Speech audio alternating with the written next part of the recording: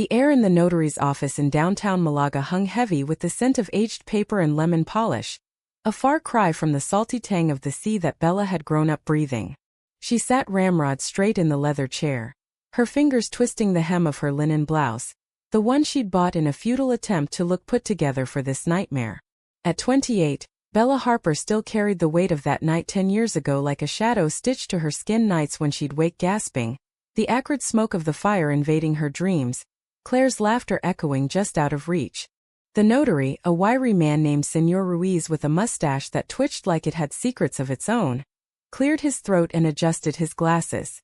"Señorita Harper, your mother's will is quite straightforward but unusual. She passed last month in that nursing home in Marbella, God rest her soul. Cancer took her quick, they said."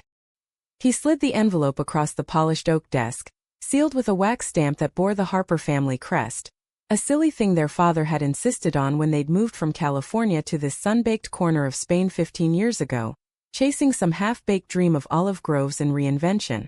Bella's hands trembled as she broke the seal. Elena Harper had always been the rock, the one who baked apple pies on American holidays and pretended the move to Andalusia was an adventure, not an escape from the whispers back home about her unconventional marriage to Richard, who drank too much and loved too little. But Elena had never mentioned a will, never hinted at anything beyond the crumbling villa they'd rebuilt after the fire, the one that now sat empty on the cliffs above Nerja, a monument to loss. She unfolded the pages, her eyes scanning the legal jargon until they snagged on the beneficiary line. Not Bella. Not the memory of Claire. But a name she'd never heard. Sofia Reyes, care of a address in Granada. And beneath it, in her mother's looping script, "For the daughter of the woman I loved more than words could hold. Take care of her light, Bella. It's time you knew." The room tilted. Bella's breath caught sharp as shattered glass. This can't be right," she whispered, her voice cracking like dry earth under the Spanish sun. "Sophia who? My mother left everything. The house, the savings, the vineyard shares, to a stranger." Señor Ruiz leaned forward, his eyes softening with that practiced empathy notaries wield like a shield. "Not a stranger to your mother, it seems. The document is notarized, dated 2 years ago. She mentioned you'd contest it, but—" He trailed off, gesturing to a handwritten letter clipped to the will. "Read this. It might explain." Bella snatched the letter, her knuckles white. Elena's handwriting danced across the page, familiar as a lullaby. "My dearest Bella, if you're reading this, I've gone ahead without saying goodbye properly, and for that I'm sorry. You and Claire were my sun and moon, 2 halves of a whole I never deserved. But life has a way of hiding truths in plain sight. Doesn't it? The fire took Claire and it nearly took you, but it couldn't touch the love I carried in secret, for a woman named Lucia Reyes, who lit up my days here in Spain like the gypsy festivals in summer. We met at the market in Nerja, her selling handmade ceramics, me pretending I knew how to haggle. It was innocent at first, then everything. Lucia had a daughter, Sophia, born just months before you and Claire. She's 28 now, like you, a painter, fierce and kind, with her mother's dark curls and eyes that see right through the bullshit. I never told you because I was afraid.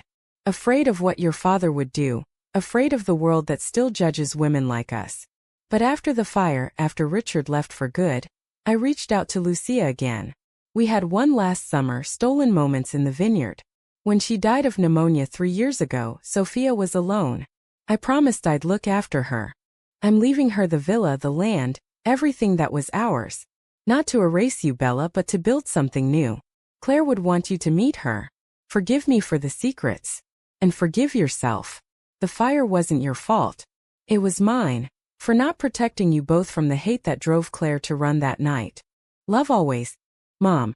Tears blurred the ink, turning Elena's words into a watercolor smear. Bella pressed a hand to her mouth, stifling a sob that clawed up from her chest. Claire's coming out, that humid August evening, her twin sister standing in the villa's kitchen, voice steady as she said, "I'm gay, Mom. And I won't hide it anymore." The explosion of it all. Richard's bellowing rage, Elena's frozen silence, Bella's own confusion twisting into something ugly. A plea of "Don't do this to us, Claire, not now."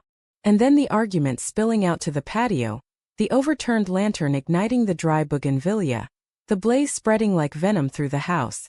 Claire had run back inside for her sketchbook, the one filled with drawings of women, soft lines and stolen glances at the beach. Bella had frozen, then bolted for the door, her mind a whirlwind of smoke and shame. By the time the fire brigade pulled her away, Claire was gone. Ash and bone, they said. Bella had carried that guilt like a millstone. Therapy sessions in Madrid whispering survivor's remorse, but nothing washing away the stain of abandonment.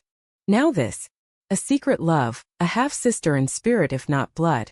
Inheriting the life Bella had clawed to rebuild. She shoved the letter into her bag and stood, legs unsteady. Where do I find her? This Sophia. Señor Ruiz handed her a card. The address in Granada. She's expecting the papers next week. Shall I arrange a meeting? Bella nodded numbly, stepping out into the blistering afternoon sun. The streets of Malaga buzzed with tourists in floppy hats, vendors hawking churros and cold gazpacho. But she felt adrift, a ghost in her own story. Driving the winding coastal road back to Nerja in her battered Renault, the sea crashing sapphire against the cliffs, she replayed her mother's words. The daughter of the woman I loved. Elena, the perfect American expat mom, baking cookies and hosting 4th of July barbecues with store-bought sparklers. Had she been living a lie? Or just a deeper truth? By the time she pulled up to the villa, the sun was dipping low, painting the rebuilt facade in gold. It looked almost the same. White stucco walls, blue shutters, the olive trees their father had planted now gnarled and heavy with fruit. But inside it was hollow. Bella poured a glass of Rioja from the sideboard and sank onto the terrace couch, the letter clutched in her lap. Claire's room was upstairs, untouched. A shrine of faded band posters and half-finished canvases. She'd been the artist, always, while Bella buried herself in numbers, an accountant now in a firm overlooking the port. Sleep came fitfully, dreams of fire mingling with visions of a woman with dark curls, laughing in a sun-dappled vineyard. Sophia. The name tasted like salt and secrets on her tongue. The next morning, Bella woke to the insistent buzz of her phone. An unknown number from Granada. She answered on the third ring, her voice rough. Harper. A pause, then a voice like warm honey over gravel. Accented English, careful and curious. Bella? This is Sophia Reyes. Your mother's solicitor gave me your number. About the will. I didn't know Elena long, but she was kind to me after Mama died. I don't want to take anything that isn't mine, but she insisted. Can we meet? Talk. Bella's heart hammered. A mix of fury and something softer, unnameable. Yeah. Meet me at the villa tomorrow. Noon. We'll sort it out. Hanging up, she stared at the sea. Waves whispering promises she wasn't sure she wanted to hear. Betrayal stung fresh. Elena's hidden life, Claire's unspoken pain, but beneath it, a flicker of curiosity. What if this Sophia held pieces of the puzzle Bella had been missing? What if forgiveness started with a stranger's face? The drive to Granada the next day felt eternal. The Sierra Nevada mountains rising like jagged teeth against the sky. Bella gripped the wheel. Radio tuned to some flamenco station. The guitar strings wailing her unrest. She dressed simply, jeans, a chambray shirt, hair pulled back in a ponytail, but her reflection in the rearview showed shadows under her eyes, the freckles that mirrored Claire's, now a map of unresolved grief. Sophia's apartment was on a narrow street in the Albayacin, the old Moorish quarter, where whitewashed houses cascaded down the hill like sugar cubes. Bella knocked, heart in her throat, and the door opened to reveal her. Mid-20s, though the will said same age, with a painter's smudge of ochre on her cheek, dark curls tumbling to her shoulders, eyes the color of aged mahogany, deep searching. She wore a loose linen dress patterned with abstract florals, barefoot on the tiled floor, and in her hand, a mug of café con leche. You're taller than I pictured, Sophia said, a tentative smile breaking the tension, her English flawless but laced with that rolling Andalusian R. Come in. I made tea, English breakfast. Elena always said it reminded her of home. Bella stepped inside, the space a riot of color. Canvases leaning against walls depicting sunlit markets and shadowed lovers' silhouettes. The air thick with turpentine and jasmine from a window box. They sat at a scarred wooden table, the will spread between them like a battle line. I don't get it, Bella started, voice edged with steel. Mom leaves you everything? The villa where my sister died? She barely knew you. Sophia's gaze dropped to her mug, fingers tracing the rim. She knew me through Mama. Lucia told stories, how Elena helped her after Papa left, taught her to drive, shared books on art history. When Mama got sick, Elena visited every week, brought soup, held her hand. It was more than friendship, I think. They never said it outright, but I saw it in the way they looked at each other. Like they were carrying a flame no one else could touch. Bella's throat tightened. And you? What do you want from this? Sophia met her eyes unflinching. Nothing. The money could fix my studio, sure, but the villa. It's yours by right. Elena wrote me a letter too. Said to give it to you if you came angry. She slid an envelope across the table, Elena's script again. Don't hate her, Sophia. Bella's fire is just like yours, fierce, but it burns her too. Show her the sketch Claire left in the attic. It's time. Sketch. Bella echoed, pulse racing. Claire's sketchbook had burned, or so she'd thought. The attic, untouched in the rebuild. They drove back to Nerja in silence at first, Sophia's old Fiat rattling along the highway, the radio now playing soft indie folk that Sophia hummed along to. Bella stole glances. The way Sophia's curls caught the light, the silver rings on her fingers glinting like stars. There was a quiet strength to her, a grace that reminded Bella of Claire's sketches, vital, unapologetic. At the villa, they climbed the creaky ladder to the attic, dust motes dancing in the slanted light. There, in a forgotten trunk, was the sketchbook. Singed but intact, Claire's careful lines preserved. The top page. Two women entwined in a vineyard, faces blurred but tender, labeled for M and L with love from C. M and L, Sophia breathed. Mama and Elena. Claire knew. Bella traced the pencil strokes, tears spilling hot. She must have seen them together. And I was blind, yelling at her to act normal the night of the fire. God, if I'd listened. Sophia's hand found hers, warm and steady. You were kids. Scared. Elena said Claire forgave you long before you could. They sat there until dusk, sharing stories. Claire's wild beach bonfires, Sophia's childhood markets with Lucia hawking pots. Laughter crept in, tentative then full. For the first time in years, Bella felt the knot in her chest loosen, just a thread. But as night fell, conflict brewed. Bella's phone lit up. A text from her firm. Emergency audit. Back to Madrid tomorrow. Reality crashing in. And Sophia rising to leave. The will stands, Bella. Take it. I have my life here. No, Bella said, impulsive. Stay. One night. Help me understand. Sophia hesitated, then nodded.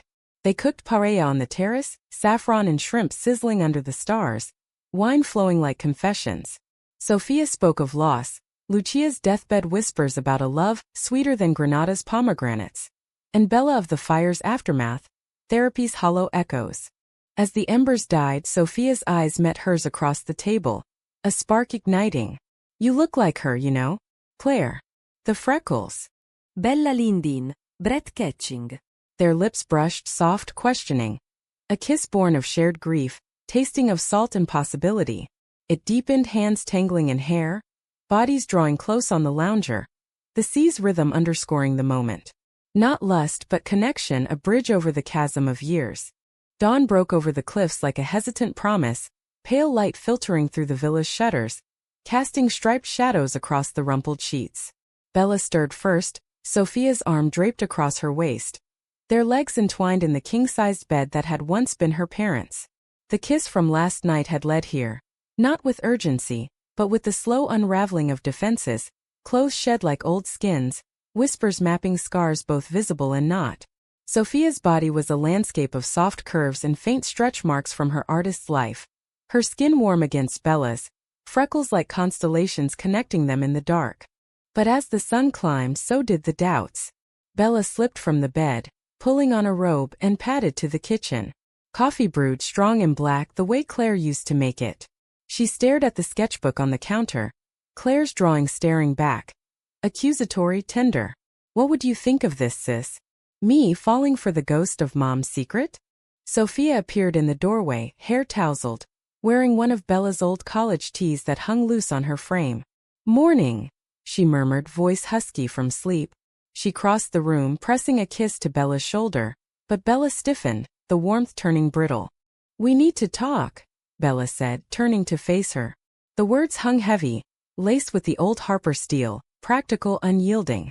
Last night. It was real. But this the villa, it's not just about us. It's my home.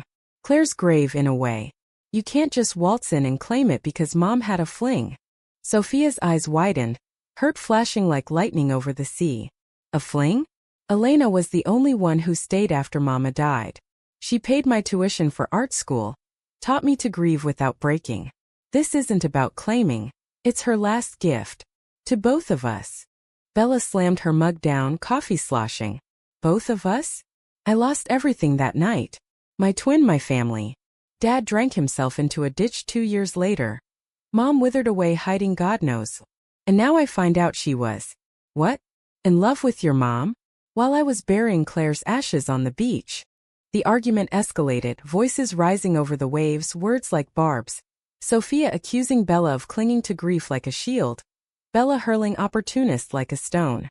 It peaked when Bella yanked open a drawer, pulling out a faded photo, her Claire, Elena at the Nerja caves, grinning like the world was theirs. This was us. Real. Not some hidden affair. Sophia snatched it, tears welling. Real? Mama said Elena cried for months after the fire, blaming herself for not telling you girls sooner.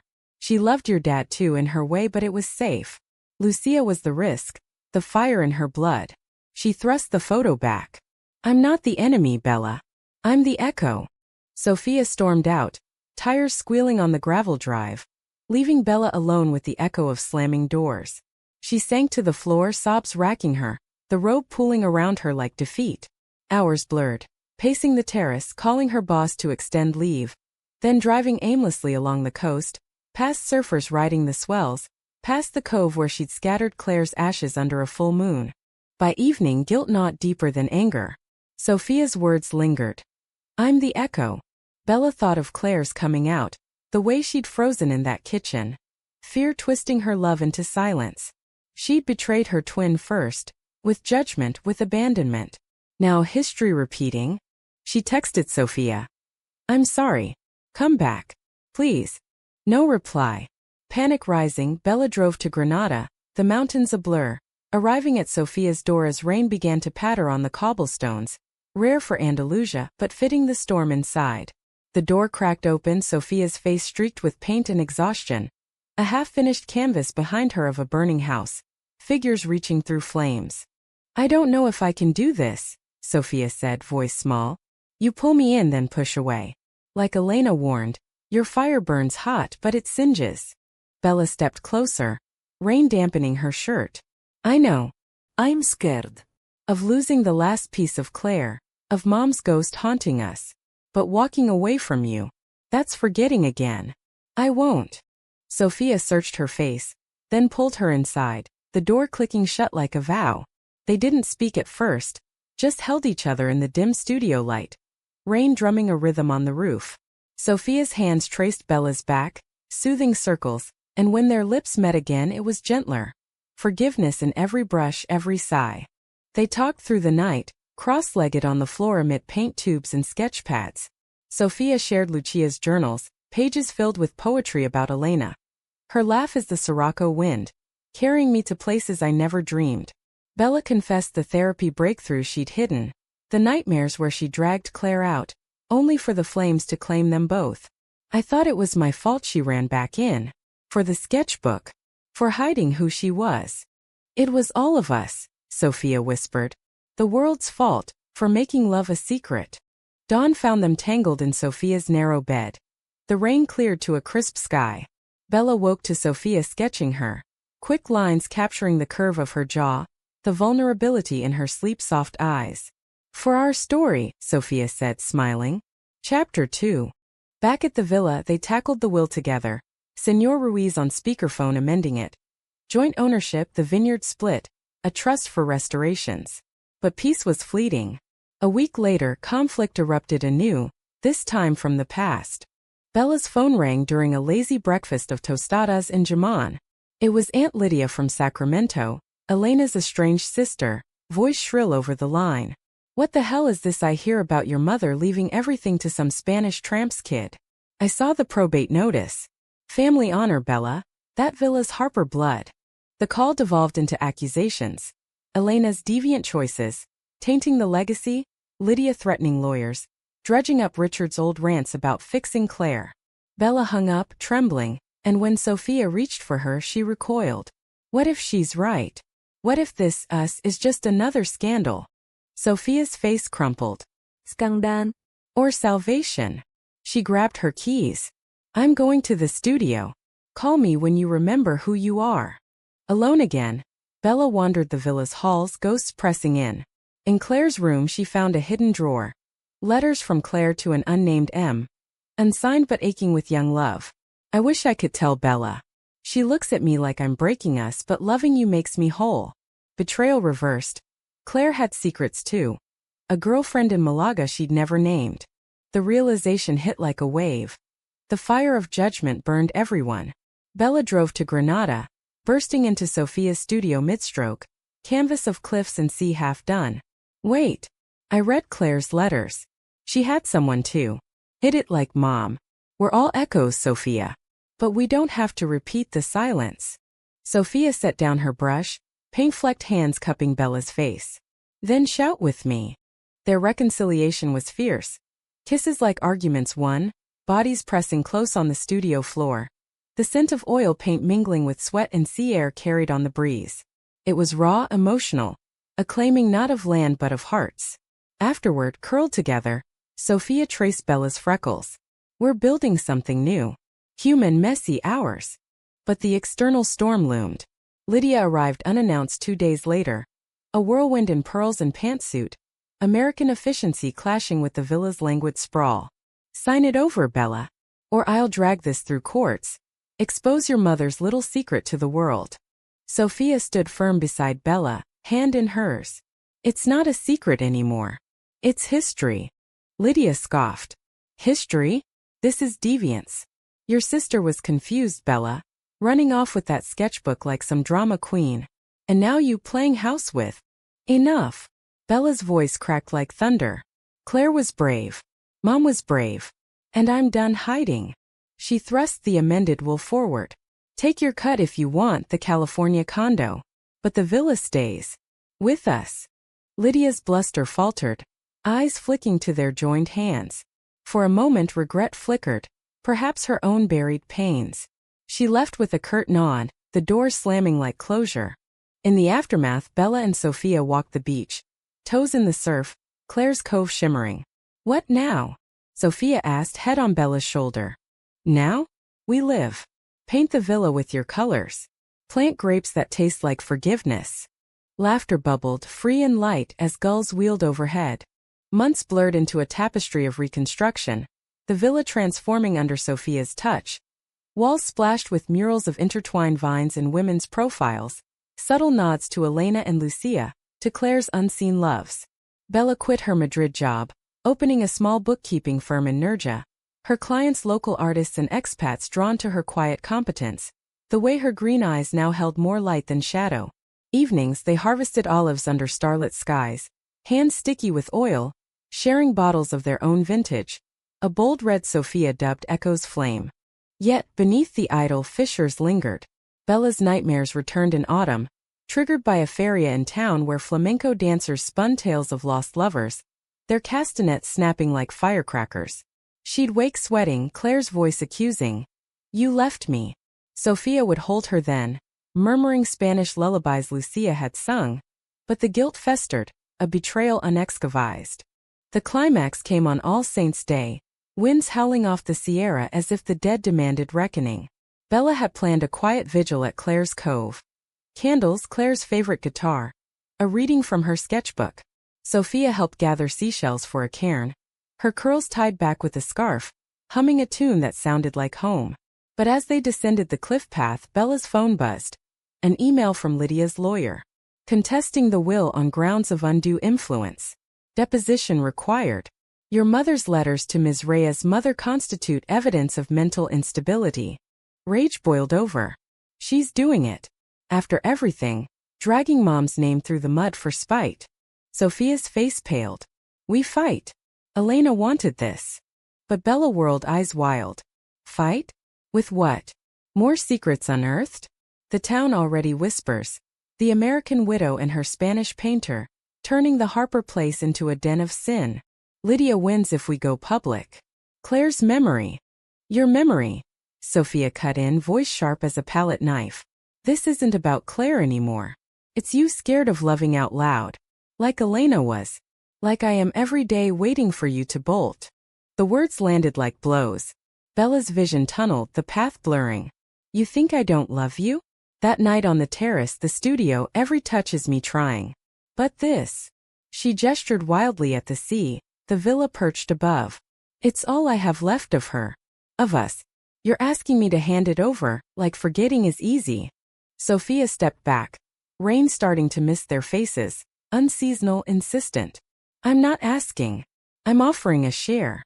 But if you can't, if guilt's your twin now. Her voice broke. I won't beg. She turned, boots crunching on pebbles, heading back up the path alone.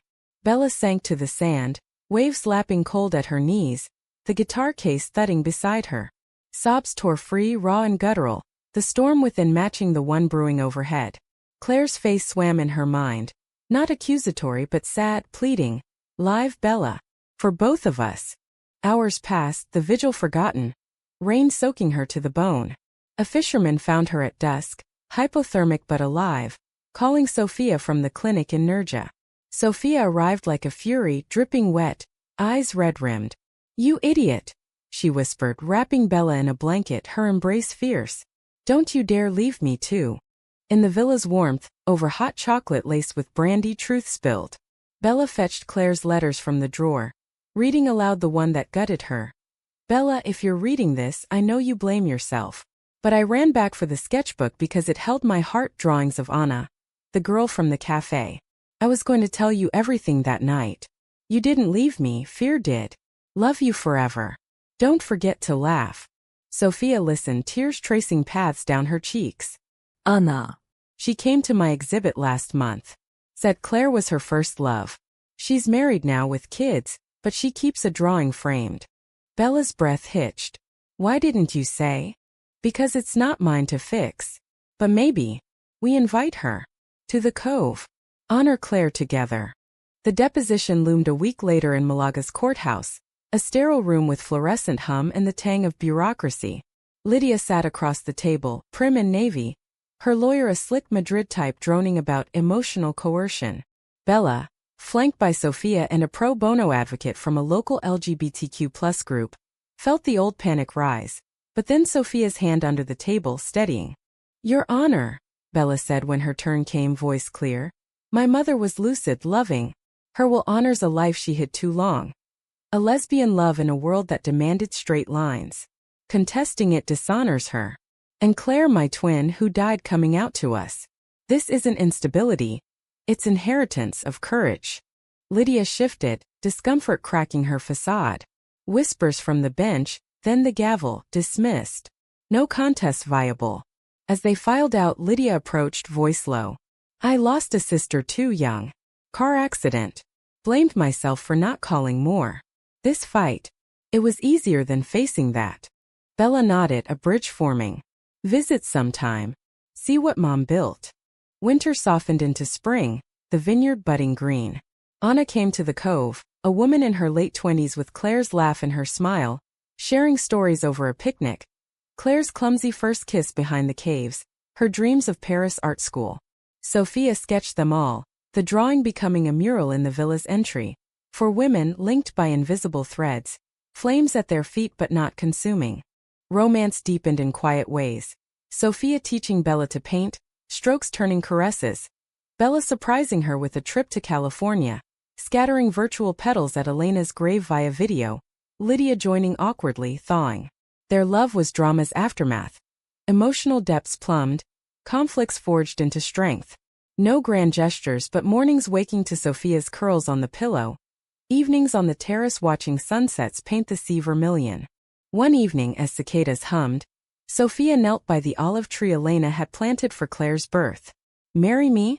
Not for papers or property. For us, the echo that became a symphony. Bella pulled her up, kissing her fiercely. Yes. For every hidden line, every forgotten flame. The wedding was small on the cliffs at dawn. Anna as witness, Lydia sending flowers with a note of blessing, locals stringing lights in the vines. Vows exchanged in English and Spanish. Rings simple silver etched with intertwined C's. For Claire, for courage. Years later the villa thrived. A retreat for queer artists, workshops echoing with laughter, walls alive with stories. Bella and Sofia adopted a girl from Granada's foster system. A fiery 5-year-old named Luna. Her dark curls a nod to legacies woven. On fire-scarred anniversaries they gathered at the cove, Luna asking about Auntie Claire's pictures. And Bella would smile unburdened. She hadn't forgotten. She'd remembered how love, in all its dramatic humanistic glory, redeems even the deepest betrayals. In the end it wasn't about who the will named. It was about who it freed.